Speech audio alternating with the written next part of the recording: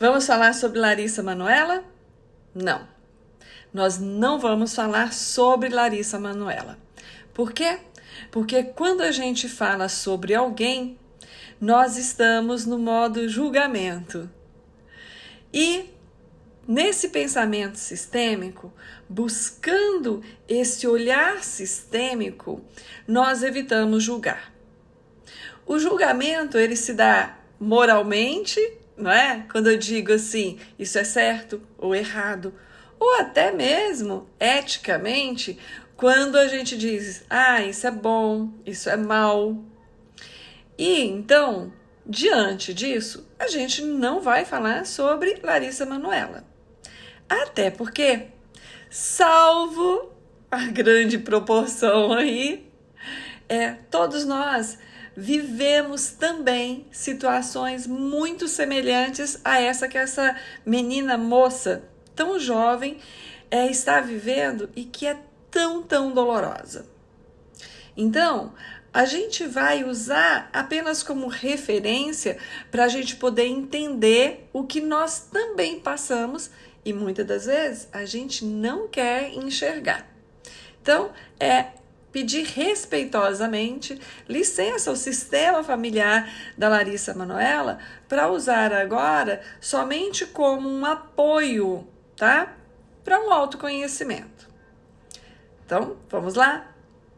Quando a gente pensa sobre pais, a gente pensa naqueles pais idealizados que nós, carregamos infantilmente na nossa imaginação.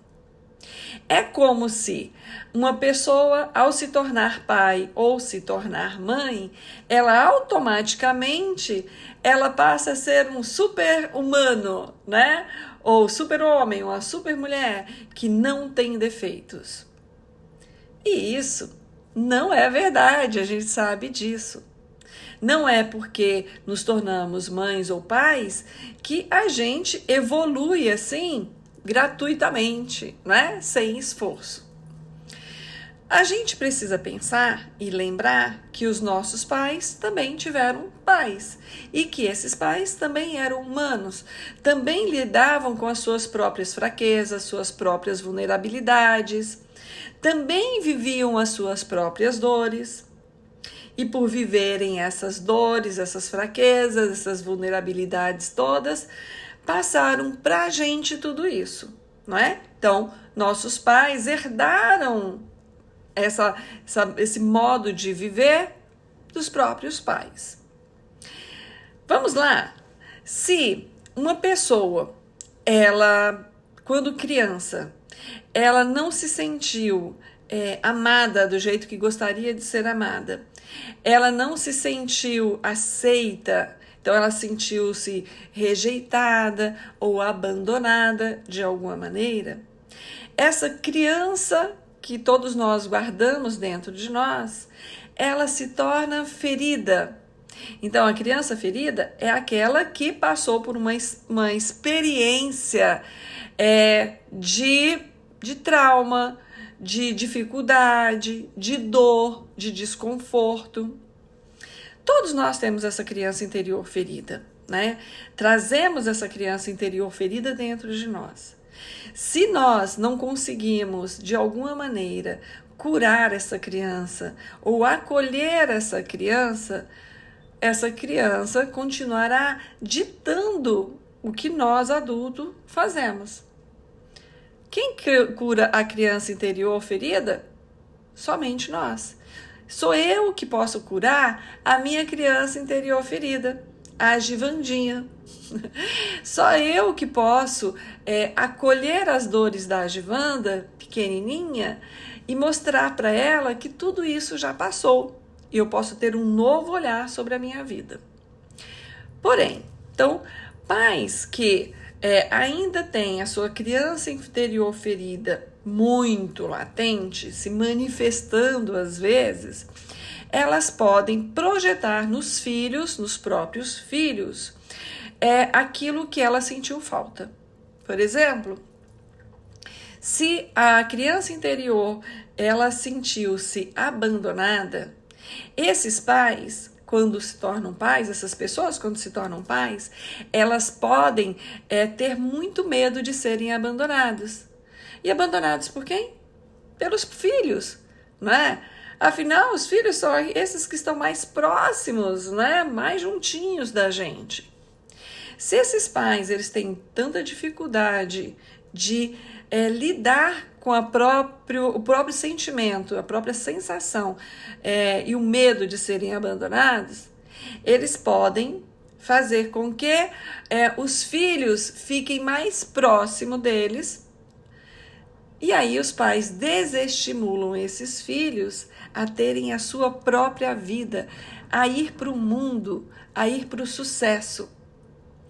Esses pais são aqueles pais que dizem assim: minha filha, para que você vai para um apartamento, vai ter a sua própria casa? Fica aqui com a mamãe e com o papai, a gente cuida de você, né?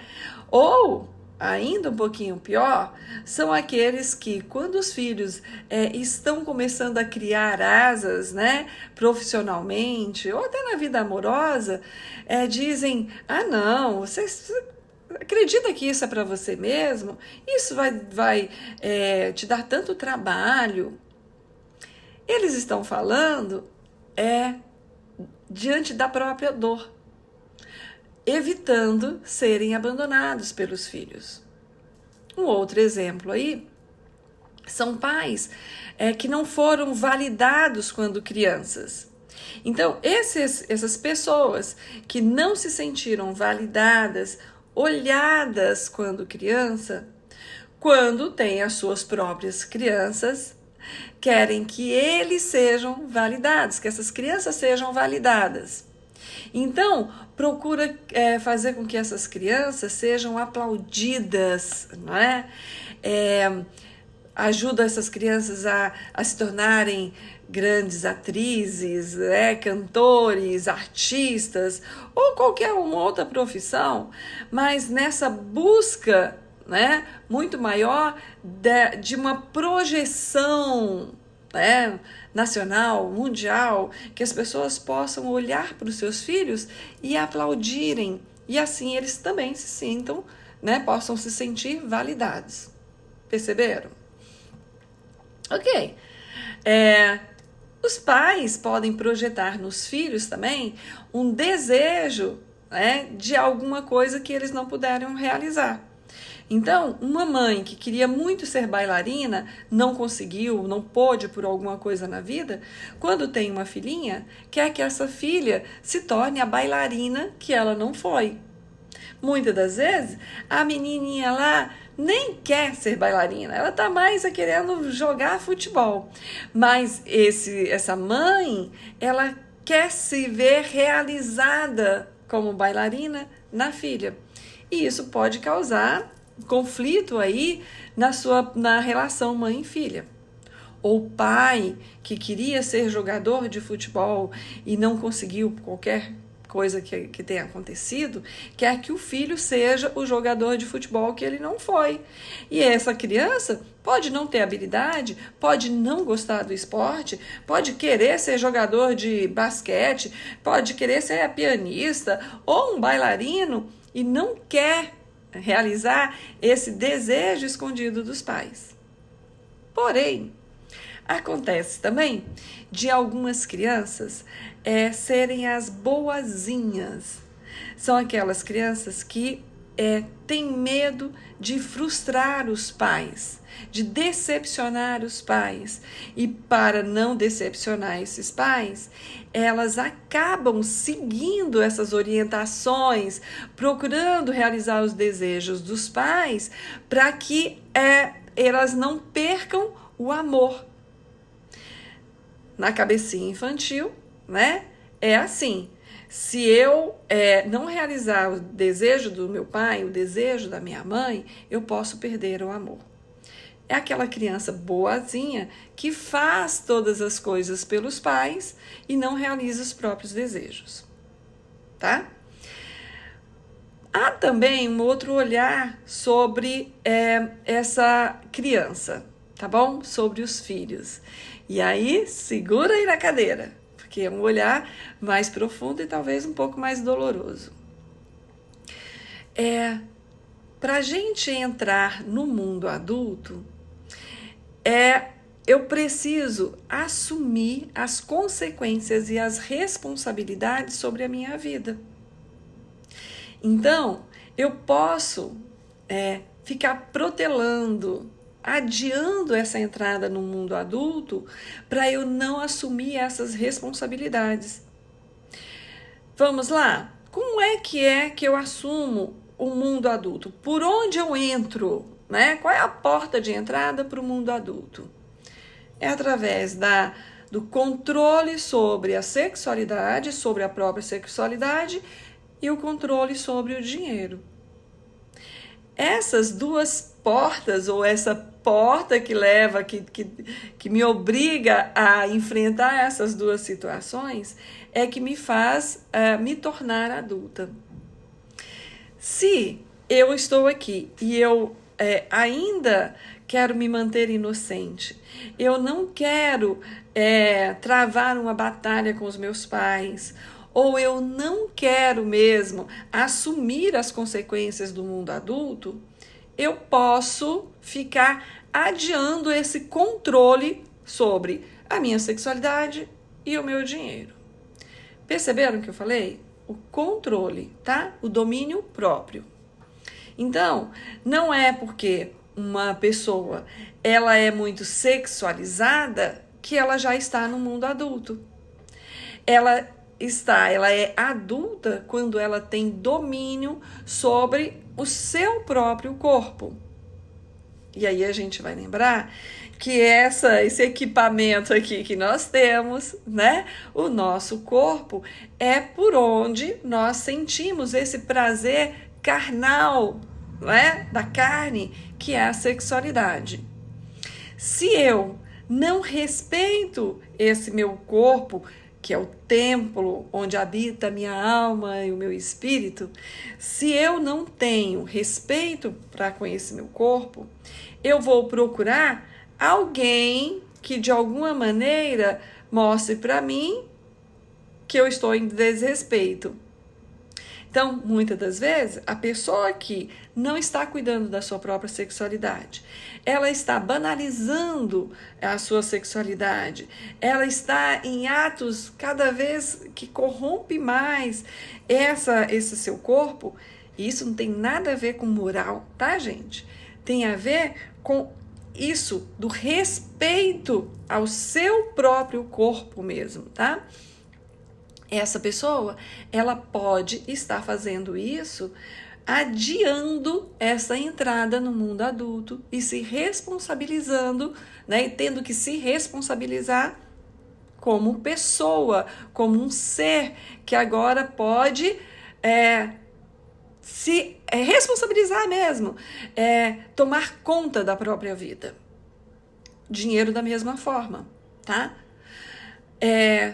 Uma criança, ela precisa ser cuidada pelos pais na sua sexualidade e também no seu dinheiro. Então, os pais que dizem assim, ó, você vai receber isso tanto de mesada, para quem recebe mesada, isso tudo, para comprar o seu lanche, e você deve cuidar, planejar isso. Os pais ajudam nesse planejamento. E aí, faltou dinheiro, aí eu vou e peço mais pro meu pai, né, para minha mãe. Eu não consegui cuidar direito, eu extravasei, né, ou eu guardei demais esse dinheiro e fiquei com medo de gastar e acabei não comendo, não me alimentando direito na escola. Aí é hora dos pais irem lá e falar, olha, você precisa planejar, é tanto por dia que você deve comer e tal. Devem gastar, né, com a sua comida e tal. Você percebe que os pais são esses guardiões, nesse caso, tanto do dinheiro quanto da sexualidade, enquanto nós somos crianças. Quantas pessoas vivem irresponsavelmente com o próprio dinheiro? Não tem controle com o seu próprio dinheiro. São aquelas pessoas que gastam demais. São aquelas pessoas que dizem assim, dinheiro na mão é vendaval mesmo. Essas pessoas, elas estão sempre buscando socorro, de novo, nos pais, né? Às vezes, são pessoas que ganham até mais que os pais, né? Recebem um salário melhor, mas gastam tudo e acabam voltando para os pais para poder pedir um dinheiro emprestado para poder continuar aí o mês para pagar as próprias dívidas, né? Essas pessoas, elas estão se mantendo infantis. São pessoas que não sabem ou não querem lidar com a própria vida, com a responsabilidade do mundo adulto. Perceberam, gente? Como esse caso da Larissa Manoela tem tanta coisa que a gente pode olhar, mas não para ela, né? Não falando dela, mas como um exemplo para todos nós. Quantas vezes você ficou aí no pendura, acreditando que era apenas porque você não sabe planejar a sua vida econômica? E, na verdade, lá no fundo, é porque você quer continuar se mantendo inocente, não se responsabilizando pela própria vida. Perceberam? Se a gente olhar para isso, muitos pais, né, evitam que seus filhos saiam de casa para não se sentirem abandonados, dão mais dinheiro para os filhos do que eles precisam, né? Na verdade, também para eles não saberem planejar a sua própria vida e assim segurá-los mais tempo. E quantos de nós deixamos de olhar para o nosso dinheiro, para a nossa própria sexualidade, evitando assumir as consequências que o mundo adulto exige.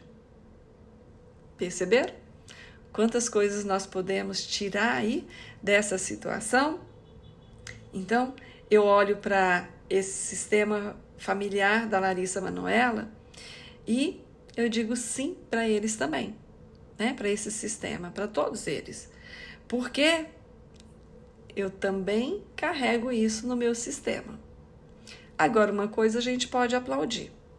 Aplaudir essa menina tão jovem que, diante disso tudo, resolveu crescer. Resolveu dizer, não, ok, meus pais me deram tudo isso, me deram muito amor, e ela fala nas entrevistas que ela se sentiu muito amada, ela quer continuar, inclusive, num laço amoroso com a família, que isso é muito importante, mas agora ela diz, sou eu que vou tomar conta do meu dinheiro. Significa o quê? Essa menina está dizendo, eu agora assumo a minha entrada no mundo adulto. Eu aceito ser adulta. Eu aceito me responsabilizar pela minha própria vida. E isso merece aplausos.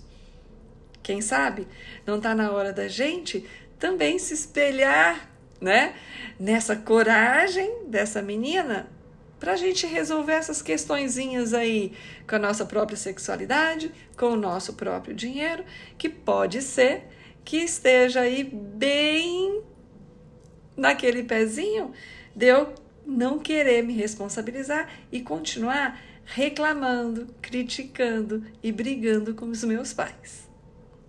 Coisas para se pensar, tá bom? Beijos!